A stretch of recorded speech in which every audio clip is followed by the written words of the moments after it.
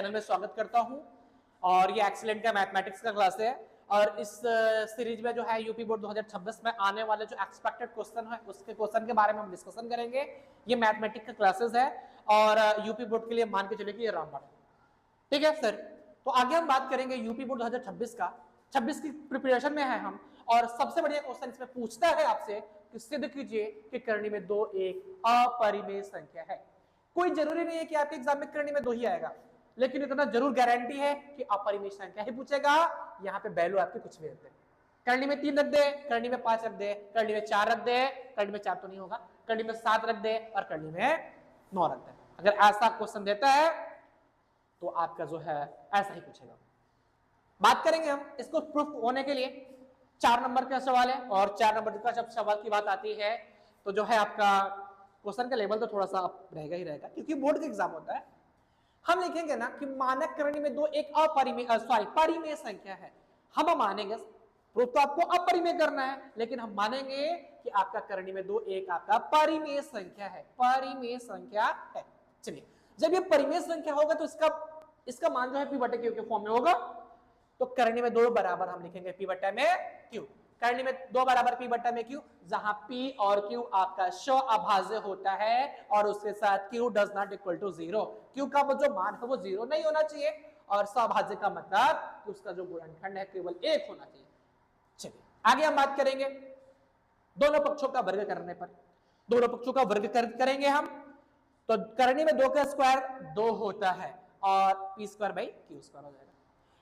इसका cross multiply कर दीजिए ना, यहाँ पे आप इसका यहाँ पे क्रॉस मल्टीप्लाई करोगे बचेगा क्या, 2 इंटू क्यू का स्क्वायर इक्वल टू पी का स्क्वायर। इक्वेशन नंबर 1 ध्यान देना, यहाँ पे ध्यान देने की बात ये है कि चूंकि पी स्क्वायर जो है 2 से भी अगर इसके नीचे चले आए, इसके नीचे पी के स्क्वायर के नीचे अगर लेके चले आए तो आपका 2 ये आपका पी को विभाजित कर देगा। जब ये 2 को विभाजित करता है तो हम कहेंगे कि 2 जो है पी को क्या कर रहा है, विभाजित कर रहा है। 2 जो है पी को विभाजित कर रहा है।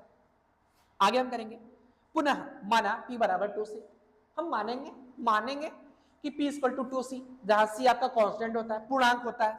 c आपका क्या है, पूर्णांक है। पूर्णांक का मतलब इसकी वैल्यू कुछ भी ले सकते हैं आप, 1 2 3 4 5 9 जो भी लेना है ले लीजिए। p का यह मान जो है समीकरण 1 में रखेंगे। p की जो वैल्यू हमने 2c लिया है उस p की वैल्यू को हम समीकरण 1 में रखेंगे और 1 में आइए रखते हैं। हमने रखा 2q square equal to 2 into C का होल स्क्वायर, इस पूरे का होल स्क्वायर करेंगे। 2q square equal to 4 into C का स्क्वायर, 2 1 जा 2 और 2 2 जा 4, यानी q स्क्वायर इक्वल टू हो जाएगा 2c का square. q square equal to हो जाएगा आपका 2c का स्क्वायर। ध्यान दीजिएगा ये q स्क्वायर जो है 2 से विभाजित हो रहा है। इस 2 को हम इसके अगर नीचे लेके चले आए तो ये आपको दिखेगा कि विभाजित हो रहा है। हम लिखेंगे कि 2 जो है वो q को विभाजित कर रहा है।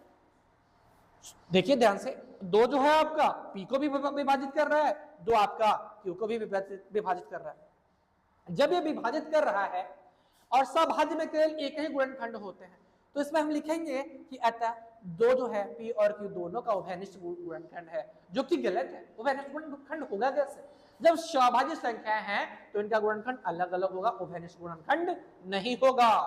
परंतु ये जो है ये विरोधाभास है, ये गलत है। p q आपकी सभाज्य संख्या है। इस प्रकार जो हमने माना था, जो हमने कल्पना किया था क्या करनी में 2 जो है पी क्यू एक सभाज्य संख्या है, ये हमारी कल्पनाएं गलत हो रही है। जब हमारी कल्पनाएं गलत होंगी तो हम कहेंगे अतः करनी में 2 आपका एक अपरिमेय संख्या होगा। करनी में 2 एक आपका अपरिमेय संख्या होगा और ये 4 नंबर का क्वेश्चन आपके एग्जाम में 110% गारंटी है ये क्वेश्चन आपका पूछेगा, ये श्योर है कि पूछेगा, इसलिए आप इसकी तैयारी अच्छे से कीजिए। Wish you all the best. ये सीरीज आपके एग्जाम तक चलती रहेगी और इस चैनल को प्यार दीजिए, स्नेह दीजिए।